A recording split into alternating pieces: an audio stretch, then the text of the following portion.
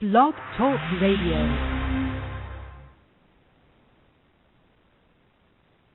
Hi, everybody. This is Vicki here again, talking about children and youth services and some of the things that can happen, how they take our children, and some of the things that you can do. I want to thank Michelle for calling in yesterday. She had some really good information by sharing that just because children and youth take your children doesn't always necessarily mean that you have done anything wrong. A lot of times that's not the case at all.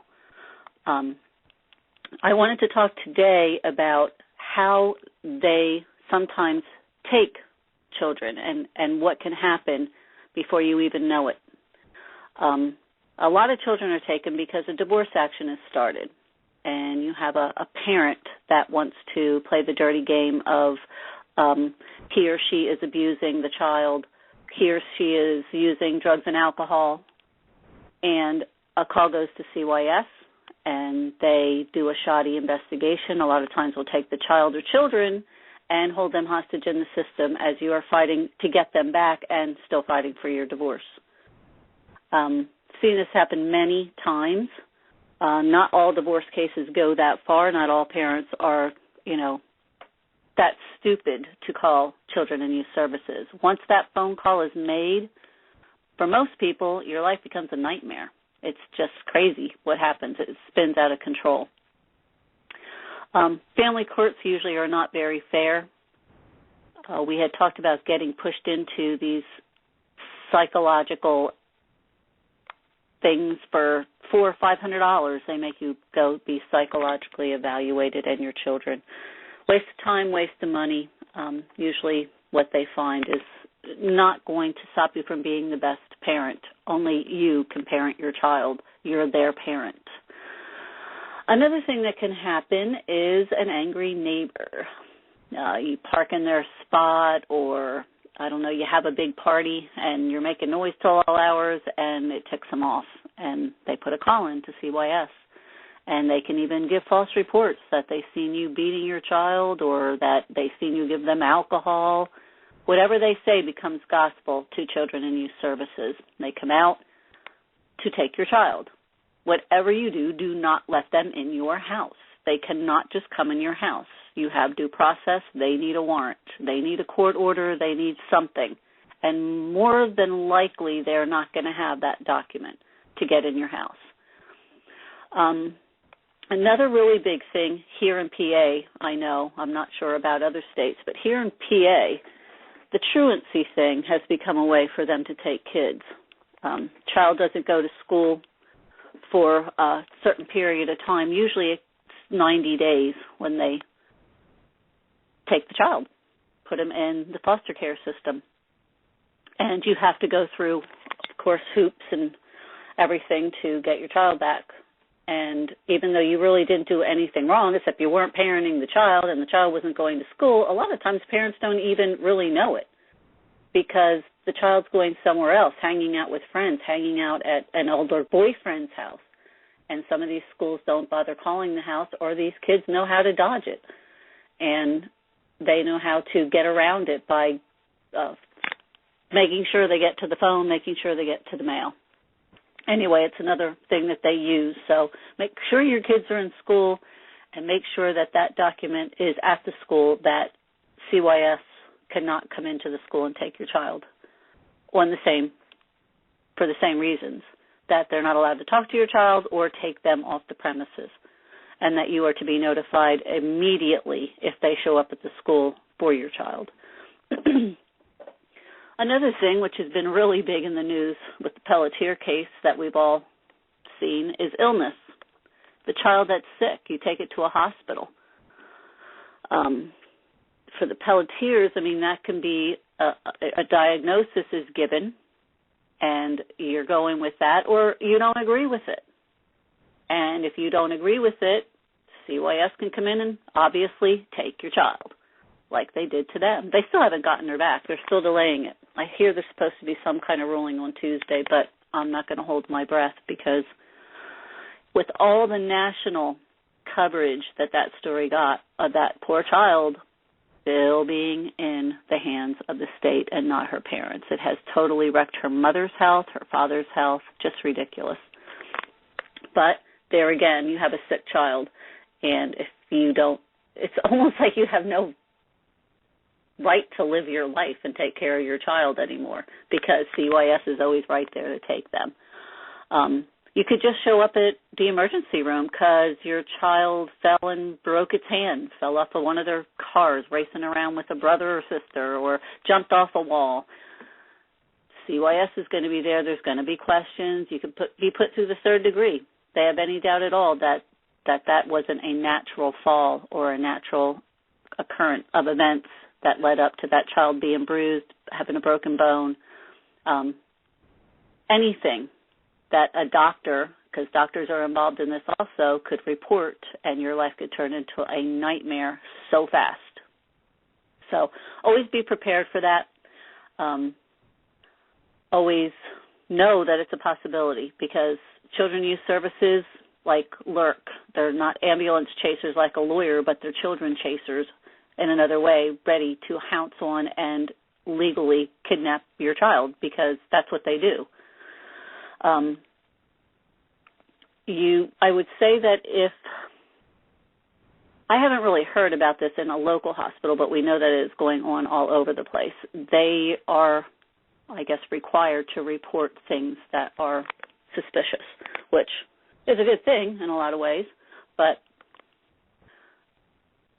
can turn really bad, especially where the areas, like Schuylkill County seems to be a really, really, really bad area where they just lurk around to steal children.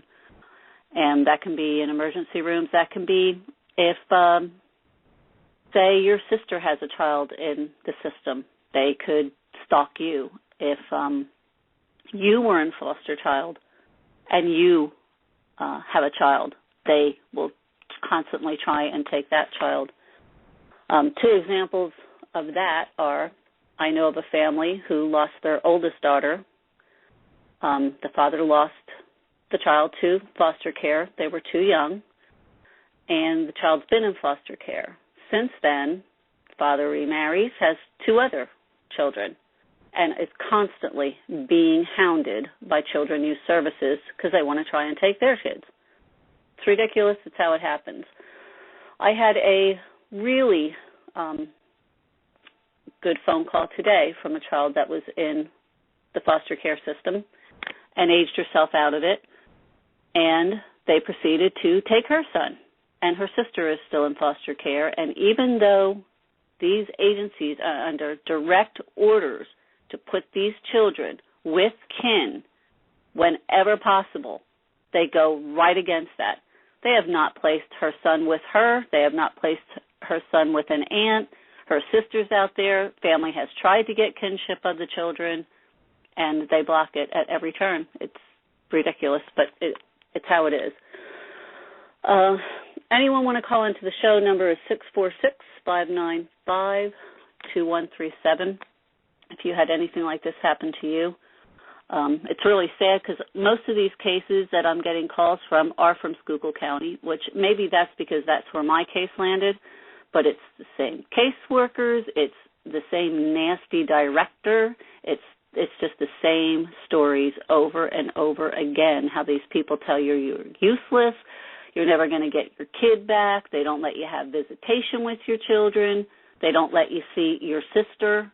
I mean, it's ridiculous. I don't see how they can even think that they're going to legally get away with it, but they prey on the poor, the young, and then they will come across people like me that are not going to shut up and not going to let them get away with what they're doing. I felt really bad when a child that went through the foster care system, knows how tragic it can be, is then left to go through the same thing with her own child, gives birth to a child, wants her child, and this agency will not even let her see the child. Says, we don't get your messages. You know, their usual cop-outs. It's almost like you have to send them certified letters to be sure that they can't say that they didn't hear from you, which is ridiculous. Shouldn't be like that. You should be able to call in there and have someone answer the phone and know that that message is going to get to your caseworker or whoever is supposed to be doing something about it. But, of course, we know that that's not how it works. Getting an attorney can be so tough. A lot of people get public defenders. It's a possibility if you're appointed that attorney. That can be good and that can be bad. I hear some people have good luck in this area. Other people, that lawyer is not working for you. And it's sad, but he's not working for you. He's working as part of the corrupt ring that hold the children in the system. And that can be starting with the person that takes your children. You get your caseworker. Then usually they have a supervisor. Then if the child's appointed a guardian ad litem, all part of the corrupt circle. And then you may have your attorney that's appointed to you, still part of that circle. And then you have the judge who's going to listen to that group of people and possibly a therapist or physician. How are you going to break through that circle with everybody being appointed? And you cannot unappoint a guardian ad litem. I learned this through my case when I called to get another lawyer, to hire a private lawyer for the child. You can't do that. You cannot remove that guardian ad litem and get another one. Why? I mean, that should be your right to be able to do that. But this is how the system has locked this abuse in place because they're all involved. It's very seldom you're going to come across that one person that doesn't want to play the game anymore because every time they show up to court, they're getting paid to be there. So are they going to go against the grain? Are they going to be the one to? Probably not, because then they're going to try and take their kids or they're going to ruin their career. It's really hard to get out of that web that they have once you're in it. I can believe it's really hard for these people to back out, including your doctors, your guardians. How do they do it? How does their conscience let them do it? It's greed. It's cash. It's job security. And don't ever doubt for a minute that they have feelings at all. I don't think there's a caseworker out there that cares really about the kids. It's more about the meetings that they held, and we have been told, and I believe there is even on YouTube a recording of these meetings that caseworkers have that someone recorded when they are told how many children they must bring into the system in order to keep their jobs. There's like monthly amounts they have to bring in, and then they have an amount that they have to hold in, that they have to keep in the system. I did go on the Department of Welfare site, and you can also do this, and you can look up your agency and what they have been cited for. This is a joke, but it's one there. You can see it. And most of these things, it's very clearly written that they are to go to next of kin for these kids. Violations that they get cited for, you'll notice that the director, who is usually the biggest loser of the gang, just puts her initials on stuff. It's never rechecked. It's never like they're not ever following up and making sure they're doing that stuff. I know this for a fact, dealt with the Department of Welfare working for an assisted living home. It's a joke. You know, they come and they cite these places for, say, 10 things, and then maybe 4 months later they'll come back to recheck if they did everything, and they haven't. So then it goes another 3 months. They cite them again. It's just a revolving circle. Nothing ever really comes of it. You can try and call the Department of Welfare. You probably will not get anywhere, and if you've been through this and you've gotten some support, you probably know, hey, call the Department of Welfare. Go above that county level. Go to the next. And in most situations in this area where I'm at, you're going to have Christy Farrell, Jackie Madden, Kathy Utz, and now Beverly Macaris. I got no help from any of these women. Nothing. It's like they're just covering the backs of the social services. They're covering their backs, almost like they worked, I guess, started out in that as a social worker or doing that job, and they all move up into them bigger things if, I guess, they collect enough kids. I don't know how they get promoted, but they're not helping the kids. They could care less. You call up, you give them your story, as horrible as it is, there is not any caring. They don't make one move to fix it. They don't make even a phone call and say, hey, what's going on up there at your office? Nothing happens like that. Sad but true. And I've seen it time and time and time and time again that they don't do anything. In my case, they were told by my state rep and my senator to do an investigation into my case because it was horrible what was happening, as most of our cases. And they never even called me. They sent me this thing like they did this investigation and this is their findings. Where did you come up with this? They had 90% of the information wrong. They didn't even know names. They didn't even know what they were talking about. And they considered that a thorough investigation. It was shoddy at best. They didn't even talk to me. I was pretty much a big part of that investigation. But anyway, that's just how it just goes on like that, on and on and on, that you will find the next agency you go to, or some people in different counties, those names are going to change, but Beverly Mackrith is the head lady in the Pennsylvania Department of Welfare. One of the first steps I try and get people to do, not that this goes anywhere either, but is the commissioners in the counties are the ones that employ these people. They oversee your children youth services. Get on the phone to them. Schuylkill County has 3 commissioners. I have talked to everyone but one of them. I talked at length to George the other day, and I have to say that he was very patient because I was on the phone with him a very long time. And because the abusers in a case that I'm really, really concerned about, one of them walked on Wednesday, I was really, really upset that Children Youth Services still has these children in care and they're still suffering abuses in one way or another. But he was decent enough to at least listen, and I just actually recommended that someone else give him a call because she's having problems up in Schuylkill County. So that's a good place to start, is with them. Will you get anywhere? Do they do anything? Well, I'm not there to see if he went and he called in the caseworker and reprimanded her or did anything. I'm guessing they don't, but maybe they do. If they care enough, he seemed to care enough. I had also talked to Gary Hess up there in Schuylkill County, as he's one of the commissioners. Go on to the computer and bring up your county government and look them up. And you can email them, you can write them, most of the time they have their home numbers up there.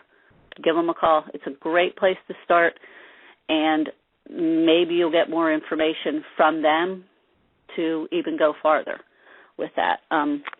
Can call the Department of Welfare. Never hurts to put in a complaint, do a formal complaint. If you have had your child, now I'm a foster mother, so I get a lot of information when I get children into my home as to their parents' names, their parents' addresses, their parents' phone numbers, pretty much an overview of the child. If you have your child taken, and I just heard this from this sweet girl today that I talked to, that she has no idea where her son is. And they have to let you know. She didn't sign away her parental rights. She is still very much the guardian of her son for his medical care, for his schooling. But somehow Schuylkill County thinks that they just own people when they take their kids, and they're not even telling her where her son is. They have to they have to give you that information. If I, as a foster parent, can have all that information, there is no reason that you should not be entitled to or can't get that information. They're going to try not to give it to you because they're going to probably give you a story, but you can legally go about getting that. Ask for your records. Get a copy of every record. Keep such a tight journal of every conversation. Tape what you can. They don't, a lot of phone systems nowadays, you can hit a record thing and you can record the whole double conversation that you're having. Record it. It might not be admissible, but record it, because the people everywhere have cell phones. Every cell phone has a camera, and most now have video. If you're in a situation, and we've seen a lot of this on YouTube, where people will tape an exchange with a husband or tape their visitation with their children, tape a meeting with these crazy loser social workers, do it, because it's great to get it up on YouTube. It's great to expose what's being done behind closed doors. When I was going through Schuylkill County, the director and the caseworker screamed at my husband and I that we had absolutely no constitutional rights, and they didn't care about the Bill of Rights, that was their courthouse, and they do things they want the way they want to, not realizing that another parent was sitting there in that lobby where they're screaming and acting like a bunch of idiots, taping the whole thing. Great to have on tape. Will it really help me in a Fourth Amendment lawsuit against them? Is it admissible? Probably no. But you know what? Your attorney sees it, you have it, and it's really good to show to their commissioners and show people that they do have to answer to what they do when they think no one's looking. And I don't know why anyone would even want to do that, because cell phone cameras, videos are everywhere. Everybody has one. Use it. Use it to the best that you can. It's great to have everything on tape. And film, you can't deny, when you're caught red-handed. And there is a lot of good stuff on YouTube right now. And if you're new to this, I would recommend going through YouTube and watching some of the things that are on there, whether it be just the actual happenings between parents or social worker, but there's a lot of good videos done by people that are, have been attorneys, have been social workers, and speak about what goes on behind the scenes. They're whistleblowers. There's so much information that you can get now, and we try and share as much as we can through the Pennsylvania Coalition for Family and Parents' Rights. You can call our hotline at 206-339-9456, and one of the coalition will get back to you.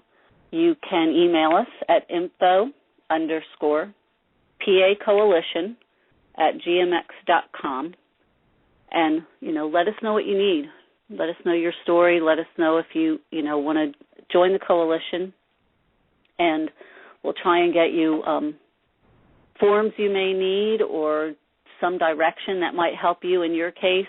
We're not lawyers, but, we'll try and help, and we do have a lot of valuable information because there's so many of us, and everybody's case is the same yet very different.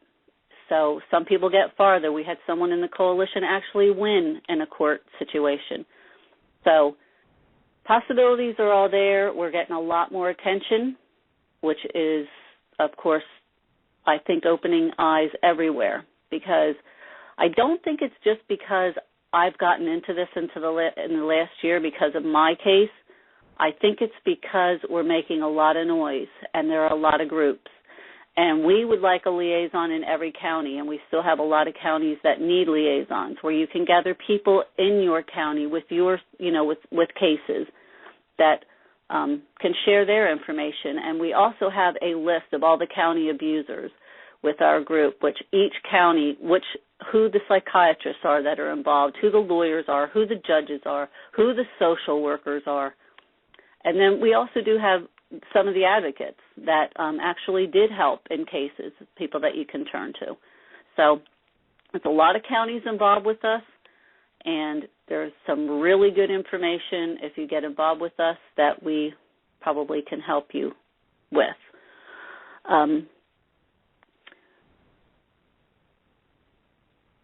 After talking to someone that I talked to this morning about her not being able to see her child, we had also talked a little bit yesterday about this charging for visitation things. I'm not really sure how they're getting away with that, but the whole money thing and just some of the corrupt things that they do in one county, and this is something that you really need to be aware of. If you are forced to be drug tested, because this is their big thing, they take your kid and they say you're a drug addict. You have to go get drug tested every week for 6 months and have clean tests. They all have to be clean. But a lot of times, and I know this for sure in one county, they send you to their own blood labs. where those blood labs are run by the social workers, the attorneys, and doctors. They all share in that. This county actually made over $100,000 last year using that blood. They don't give you a choice. You have to go to this blood lab because this is where we send everybody that's going through the system. Say no. I'm going to the Reading Hospital. I'm going to Pottsville Hospital. I'm going to Geisinger. Go to a main lab. Don't let them force you into going to their money racket labs. I'm not sure how they stay up and running with this, that people aren't calling them out. I don't know if it's because this county, people just trust that they have to do it because they're so desperate to get their children back. But they are getting away with it, and just make sure that you don't buy into that. Actually, I don't see why you have to see court-appointed doctors. I know this because of another case that goes back that in Berks County, they have Peter Thomas, Dr. Ring, and Lynn Mullis was in there. They would force you to go to just certain doctors. And once this person in this case said, no, I'm going to this doctor, and totally got out of their racket, their case changed completely. Because those doctors that they were being forced to see, of course, were part of the system and were going to keep going until they drain you financially. Where when they got out of the system, of course, they found an advocate for them and could go into court, and that person wasn't playing the game. And that is something you always have to do with your attorneys, your doctors, like just try and get out of the circle of where they're telling you you have to go and how much you have to pay, because that person is a professional witness for them. That person, more likely than not, is not going to help you. So it's always good to go out of the network. I went to New Jersey to get my attorney.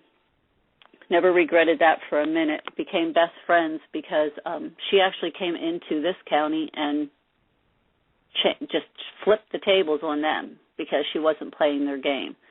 And it's a shame that you have to go that far out. Luckily, she spent a lot of time here, so it wasn't like I was paying her to come from New Jersey. But she spent a lot of time here, so she was available and made herself available to help me with my case, and she did an excellent job at doing that.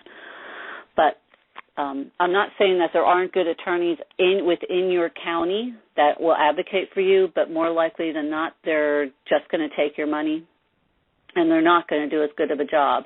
Now, here in Berks County, we also went to Lebanon for an attorney. Well, that Lebanon attorney just was part of the whole system, which there's a lot of problems up there. I'm going to try and have someone on from Lebanon County next week to talk about how, I mean, it's so bad in Lebanon County. I pity all of you out there that have kids in the system, because there's people that have left the country because of Lebanon County to protect their children. So it's bad there. I know it's bad in Berks County. I'm going to have someone on from Berks County next week. I have a situation where there is a child that the mother took and ran with. Father has to pay support, has no access to visitation with that child. The grandmother hasn't had any access to that child. Sad. Just shouldn't be. Not in family courts. You shouldn't be able to take a child and just erase half of their family from them. And this is a blood person doing that. You know, in Schuylkill County, they take your kid for doing that. But in this case, this woman, I guess, is hiding down under, and she just doesn't let anybody in the family see the child. I've seen and heard stories where children were taken out of homes that CYS is stalking for things like very little milk in the fridge, no milk, not enough milk, dirty litter boxes, dirty houses. I cringe when I hear these parents tell me how they have to totally scour everything and make sure everything's perfect when these losers come into their house, because they're so afraid that they're going to take their children. And it happens every day. So, yeah, they can do that. They can just come in and take your child because you didn't have milk. They're not going to worry about what they're going to put on paperwork. They'll work on that, the lie, once they get to the court thing. Don't let them take your kid.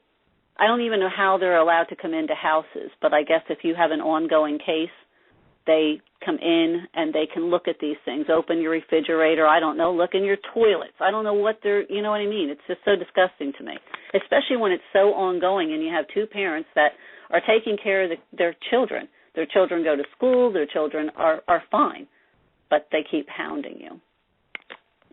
So I'm going to try and have some call-ins next week. I'm going to take tomorrow off on this and try and get some good content and have some good call-ins with cases in different counties or some right here in Berks County. But we have people from all over, and we want to grow this coalition because we want to have a really good case when we move forward with it. I know that Chris Gannon is taking a lot of our cases in front of Congress on April 10th. If you have a chance, you might want to tune into that. We're hoping that's going to be on C-SPAN or one of them. But great guy, definitely has put up a lot of his time and his life on collecting data, and having gone through the system, I guess, in Maryland, didn't let it go, you know, just kept it going. And that's kind of how I feel. My case is kind of behind me. I don't feel like I have any way at all of getting my foster daughter back, even though I want to adopt her to this day. I don't feel like I have any way of getting to her until they make a move so that I can make a move, because they just shut me out. They totally blackballed me, my attorneys, everything. They don't take phone calls. They don't give us paperwork. It's ridiculous what they get away with, but they do. So if you're interested in calling in, the number again will be 646-595-2137. If you can, shoot me an email first so that I know what topic that you're going to be talking on, and we can kind of mend everything together to flow. Any questions, if you need to email me, my email is vc9722@aol.com. Again, we have the Pennsylvania Coalition for Family and Parents' Rights that we're working on. You can go to our Facebook page, like us, give our hotline a call, 206-339-9456, and hopefully we can get you some information and steer you in a direction to start taking control of your case and winning against these people. So everybody have a great Saturday. I'm going to go out and enjoy the sunshine, and I will be back on here Monday at 12 noon. Bye.